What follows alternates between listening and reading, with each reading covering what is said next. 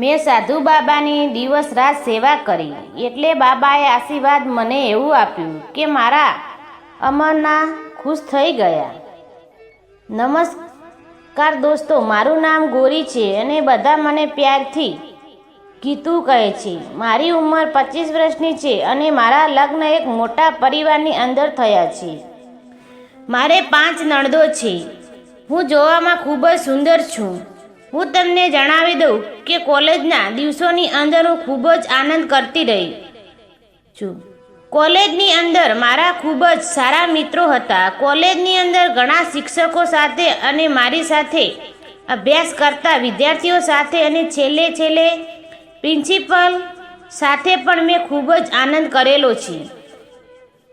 અત્યારે સુધીમાં મને આનંદ કરવામાં કોઈ પરેશાની થઈ નહોતી. ત્યારે મારા લગ્ન થયા ત્યારે હું ખૂબ જ આનંદમાં હતી, કારણ કે હવે મારે અલગ અલગ જગ્યાએ ગોતવાની જરૂર નથી પડે, કારણ કે મારા પતિ મને ખૂબ જ ખુશ રાખશે. મારા સાસરિયાઓમાં એક ગુરુજી હતા. તેને બધા લોકો ખૂબ જ માનતા હતા. ગુરુજીની અંદર જ્ઞાન વિના ઘરમાં કોઈ કામ થતું નહીં. ઘરના મંદિરોમાં તેમનો ફોટો પણ રાખેલો હતો. લગ્નની પહેલી રાતે જ્યારે મારા પતિ મારા રૂમમાં આવ્યા તો હું શાંતિથી મારા બિસ્તરા પર બેઠી હતી. મારા પતિનું નામ સુરેશ હતું. મને લાગ્યું કે આજે તે મારા ભૂકા કાઢી નાખશે, પણ તે અચાનક શાંત થઈ ગયા.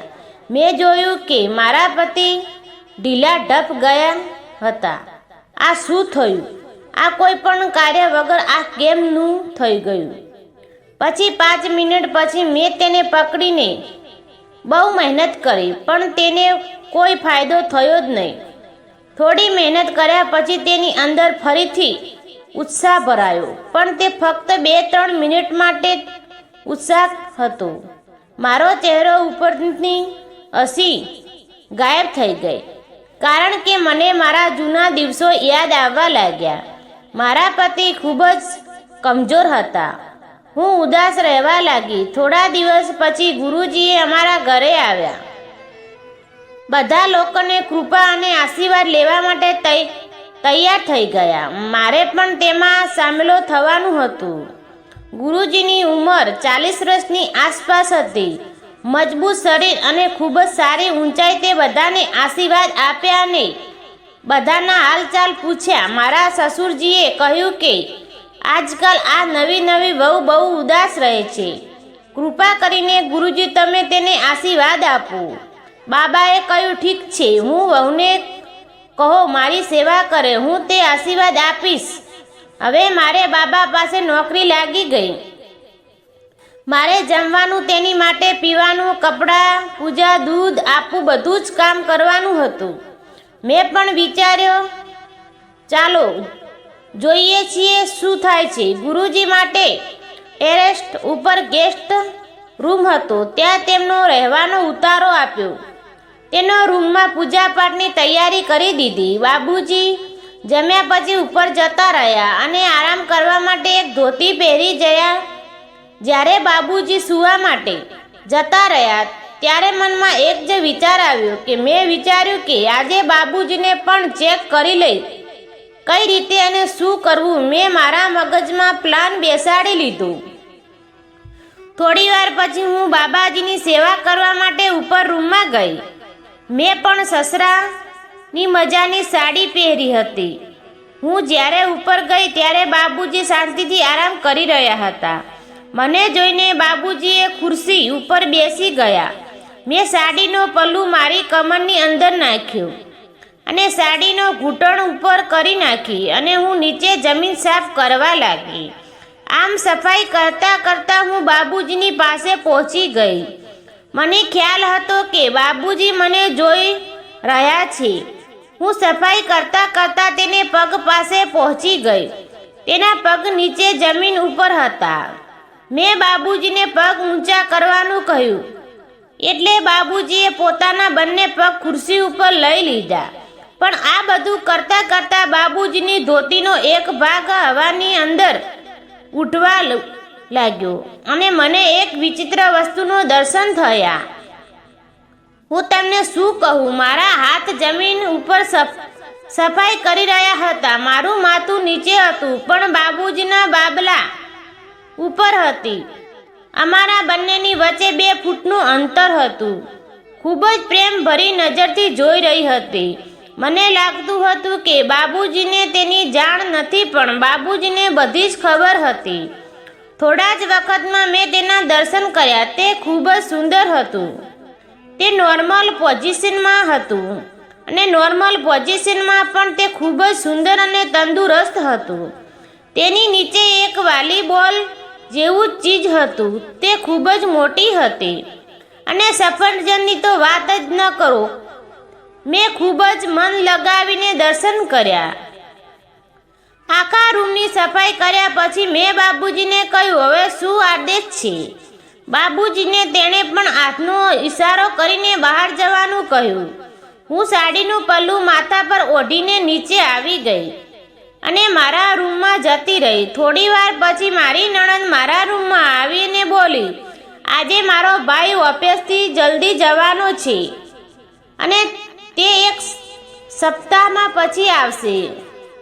તેણે કહ્યું કે તમે બાબુજીની સેવા બરાબર કરજો અને જો તમારે દિલથી કંઈ માગવું હોય તો તે ફોન કરી દેજો. મેં કહ્યું, ઠીક છે. થોડી વાર પછી મારી નણંદ પાછી મારા રૂમમાં આવી અને તે મને કહેવા લાગી, ભાભી, તમે સાડી પહેરીને બાબુજીની પાસે ગયા હતા એટલે બાબુજીને સારું નથી લાગ્યું. તેણે કહ્યું છે કે તો તમારે સેવા કરવી હોય તો તમારે પણ બાબુજીની જેમ જ કપડાં પહેરવા પડશે. તો તે મેં નણંદને કહ્યું, બાબુજીની જેમ ખાલી ધોતી પહેરીને આખો ઘરમાં કેમ ફરું? તો મારી નણંદે કહ્યું, તમારે નીચે આવવાની કયા જરૂર છે? બાબુજીની રૂમની પાસે બીજો રૂમ ખાલી પડ્યો છે તો તમે ત્યાં જ રોકાઈ જજો અને બાબુજી પાસે જાઓ ત્યારે કપડાં ચેન્જ કરી જજો અને જો તમારે નીચે આવવું હોય તો તમે સાડી પહેરીને નીચે આવી જજો. મેં તેને કહ્યું, આ રીતે આખો દિવસ કપડાં બદલીને રહીશ? તો મારી નણંદ બોલી, તો તમે ઉપર જ રહો. આમ પણ મારા ભાઈ ઘરે તો છે જ નહીં, એટલે તમે બાબુજીની સેવા કરો અને જો તમારે કોઈ વસ્તુની જરૂર હોય તો મને બોલાવી લેજો, હું તમને ત્યાં પહોંચાડી દઈશ. તેનો આઈડિયા મને પસંદ આવ્યો. મારી નણંદ ગયા પછી હું બાથરૂમમાં ગઈ અને સ્નાન કરીને બહાર આવી. જ્યારે હું બહાર આવી તો મારી નણંદ મારા રૂમમાં હતી. તેના હાથમાં તાજા ફ્રૂટ હતા અને તેણે કહ્યું કે ભાભી, બાબુજીને ફ્રૂટ દેવાનો સમય થઈ ગયો છે. તમે ઉપર જાઓ, તમારા કપડાં ત્યાં બાજુની રૂમમાં પડ્યા છે, તે પહેરીને બાબુજીની પાસે જજો. હું ફ્રૂટ લઈને ઉપર ગઈ અને રૂમમાં જઈ મેં જોયું તો ત્યાં એક આછું વસ્ત્ર રખેલું હતું. મેં તેને ખોલીને જોયું. તે સાડીની જેમ ખૂબ જ મોટું હતું. મેં મારા પહેલા કપડાં દૂર કર્યા અને બાબુજીને આપેલા વસ્ત્ર મારા શરીર ઉપર ધારણ કર્યું. તે મારા ગોઠણ ઉપર જ હતું. જ્યારે હું બેસીને જોયું તો દરવાજો દેખાયો હતો. તે એટલે આછું હતું કે આરપાર બધું જ દેખાતું હતું. હું ફ્રૂટની ડીશ લઈને બાબુજીની પાસે ગઈ. બાબુજીએ મને જોયું અને બેસવા માટે કહ્યું.